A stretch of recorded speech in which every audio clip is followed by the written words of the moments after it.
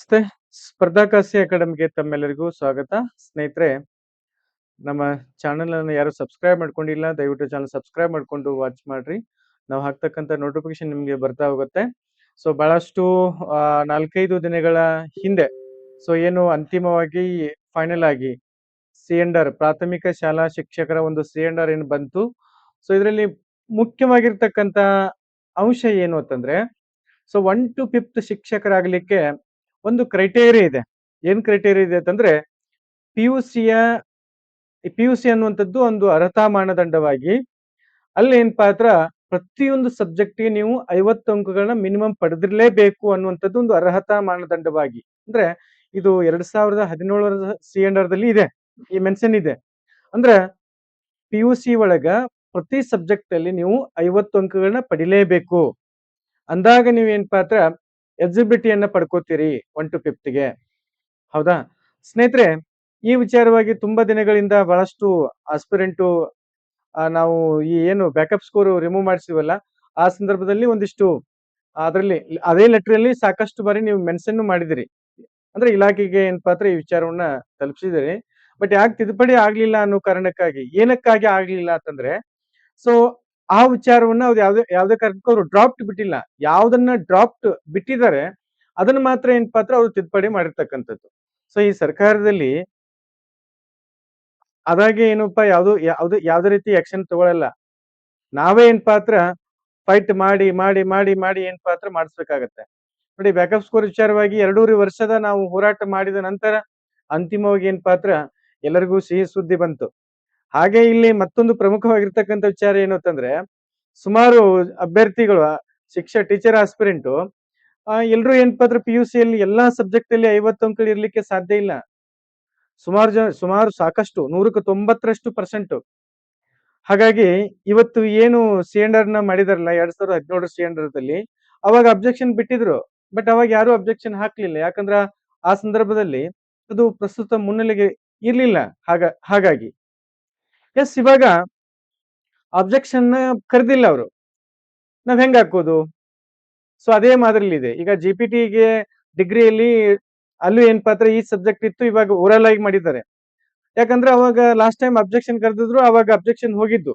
ಅವಾಗ ಯಾರೋ ಅಜಯ್ ಶೇಟ್ ಅಂತ ಹೇಳೆಲ್ಲ ಇದ್ರಲ್ಲ IAS ಅಧಿಕಾರಿಗಳು.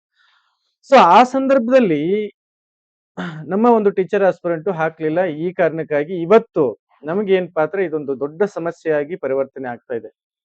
ಯಾಕಂತಂದ್ರೆ ಅಬ್ಜೆಕ್ಷನ್ ಕರೆದಿಲ್ಲ, ಹೆಂಗ್ ಅದನ್ನ ನಾವು ಕರೆಕ್ಷನ್ ಮಾಡ್ಬೇಕು? ಮತ್ತೆ ಇಂಥ ವಿಚಾರಗಳು ಈ ಏನು ಆಸ್ಪಿರೆಂಟ್ ವಿಚಾರಗಳು ಒಂದು ಇವರಿಗೆ ಬರೋದು ಅಂದ್ರೆ ಅಧಿಕಾರಿಗಳಿಗೆ ಬೇಗ ಮುಟ್ಟೋದಿಲ್ಲ ಅದು.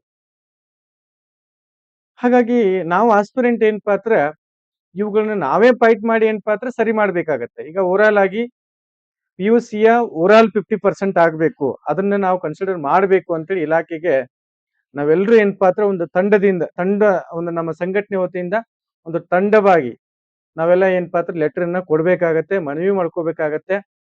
ಸೊ ಅವ್ರಿಗೆ ನಮ್ಮ ಒಂದು ಸಮಸ್ಯೆ, ನಾವಿವಾಗ ಅರ್ಹತೆಯನ್ನ ಕಳ್ಕೊಂಡ್ಬಿಡ್ತೀವಿ. ಪಿಯುಸಿಯ ಒಟ್ಟಾರೆ ಅಂಕಗಳ ಟೋಟಲ್ ಕನ್ಸಿಡರ್ ಮಾಡ್ಬೇಕಾಗತ್ತೆ. ಮಾಡ್ಲಿಲ್ಲ ಅಂತಂದ್ರೆ 100ಕ್ಕೆ 90ರಷ್ಟು ಅಭ್ಯರ್ಥಿಗಳು ಅರ್ಹತೆಯನ್ನ ಕಳ್ಕೊಂಡ್ಬಿಡ್ತಾರೆ. ಸೊ ಇದು ಬಹಳ ಏನಪ್ಪಾ ಹತ್ರ ಅನ್ಯಾಯವಾಗಿರ್ತಕ್ಕಂಥದ್ದು. ಅದಕ್ಕೆ ಏನ್ ಸಮಸ್ಯೆ ಇದೆಯಲ್ಲ, ಆ ಸಮಸ್ಯೆಯನ್ನ ನಾವು ಡಿಪಾರ್ಟ್ಮೆಂಟ್ಗೆ, ಶಿಕ್ಷಣ ಇಲಾಖೆಗೆ ಮುಟ್ಸುವಂತ ಕೆಲಸ ನಾವು ಮಾಡ್ಬೇಕಾಗತ್ತೆ ಸ್ನೇಹಿತರೆ. ಕೇವಲ ಅಲ್ಲೇ ಕೂತ್ಕೊಂಡು ಸರ್ ಅದನ್ನ ಮಾಡ್ಸ್ರಿ ಇದನ್ನ ಮಾಡ್ಸ್ರಿ, ಇಲ್ಲಿಯವರೆಗೆ ಏನ್ ಮಾಡಿಸ್ಬೇಕಲ್ಲ ಎಲ್ಲಾ ಮಾಡಿಸ್ಬಿಟ್ಟಿವಿ.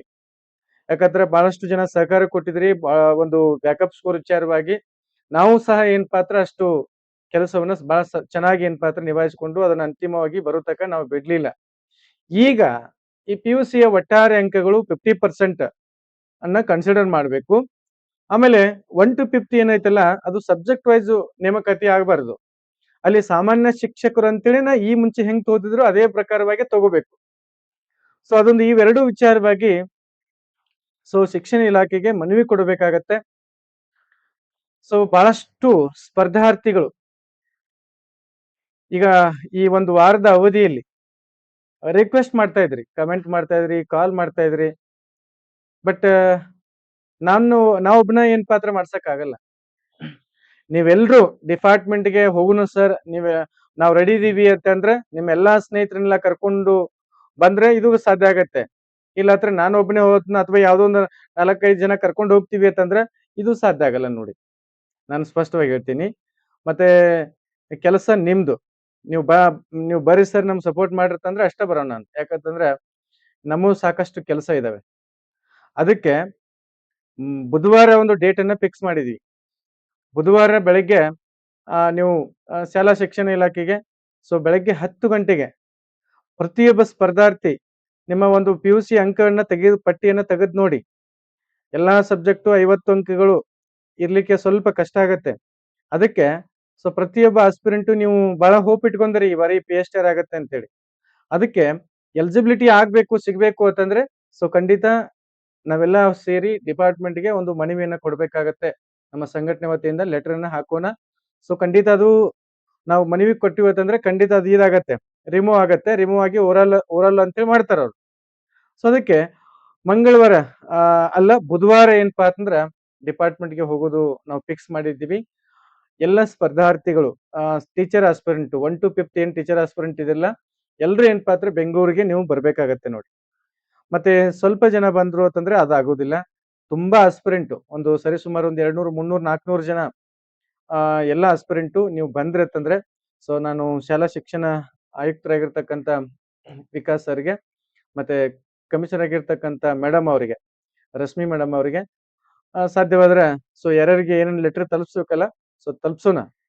ಇಲ್ಲ ಅಂತಂದ್ರೆ ಅಲ್ಲೇ ಕೂತ್ಕೊಂಡು ಕಮೆಂಟ್ ಮಾಡ್ತಾ ಇದ್ರಿ ಅಥವಾ ಅದನ್ನ ಮಾಡ್ಸ್ರಿ ಇದನ್ನ ಮಾಡ್ಸ್ರಿ ಅಂದ್ರೆ ದಯಮಾಡಿ ನಾವ್ ಇಲ್ಲಿವರೆಗೆ ಎಲ್ಲ ಮಾಡಿಸಿ ಬಿಟ್ಟಿದೀವಿ.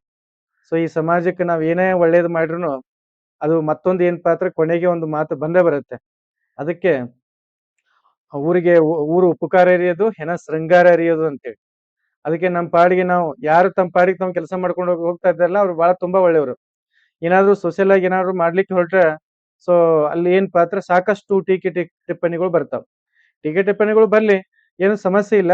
ಬಟ್ ನಮಗೂ ಏನಪ್ಪಾ ಅಂದ್ರೆ ಒಂದು ಮನುಷ್ಯತ್ವ ಅನ್ನೋದು ಹ್ಯುಮ್ಯಾನಿಟಿ ಅನ್ನುವಂತ ಇದೆಯಲ್ಲ, ಎಲ್ಲರಿಗೂ ಅದನ್ನ ಗಮನಿಸಬೇಕಾಗತ್ತೆ. ಒಂದು ಬ್ಯಾಕಪ್ ಸ್ಕೋರ್ ಅನ್ನುವಂಥದ್ದು ಎಷ್ಟು ಸಮಸ್ಯೆ ಆಗಿತ್ತು ಹೌದಾ. ಇದು ಹೆಂಗ ಆಗಿದೆ ಅಂತಂದ್ರೆ ನಾವು ಮಾಡೋದು ಇನ್ನೊಬ್ರು ಏನಪ್ಪಾ ಅಂದ್ರೆ ಅದ್ರ ಲಾಭ ತೆಗೆದುಕೊಳ್ಳೋದು ಆಗಿದೆ ಹೌದಾ. ಇದು ಎಲ್ಲ ಸುಮಾರು ವಿಚಾರಗಳಿದೆ, ಮಾತಾಡ್ಬೇಕಂತ ಅನಿಸ್ತದೆ. ಬಟ್ ಯಾಕೋ ಮಾತಾಡಬಾರ್ದು ಅಂತ ಅನ್ಸುತ್ತೆ. ಮತ್ತೊಮ್ಮೆ ನಮ್ಮ ಬದ್ಧತೆಯನ್ನ ತೋರಿಸ್ಬೇಕಾಗತ್ತೆ. ಎಸ್, ಇಲ್ಲಿ ಸಾಕಷ್ಟು GPT ಮತ್ತೆ PSTR ಬಹಳಷ್ಟು ಸ್ಪರ್ಧಾರ್ಥಿಗಳಿಗೆ ನಿಮ್ಮ ಭವಿಷ್ಯವನ್ನ ಕಂಡುಕೊಳ್ಳಲಿಕ್ಕೆ ಒಂದು ಒಳ್ಳೆ ದಾರಿಯಾಗಿದೆ ಬ್ಯಾಕಪ್ ಸ್ಕೋರ್. ಯಾಕಂದ್ರೆ ಓನ್ಲಿ 10% ರೀ. ಓನ್ಲಿ 10% ಅಷ್ಟೇ. ಅದಕ್ಕೆ ಒಂದು ಉತ್ತಮ ಭವಿಷ್ಯವನ್ನ ಕಂಡುಕೊಳ್ಳಿ. ಈ ಬಾರಿ ಏನಪ್ಪಾ ಅಂದ್ರೆ ಒಳ್ಳೆ ಅವಕಾಶ ಇದೆ, ಎಲ್ಲರಿಗೂ ಸಿಕ್ಕಿದೆ.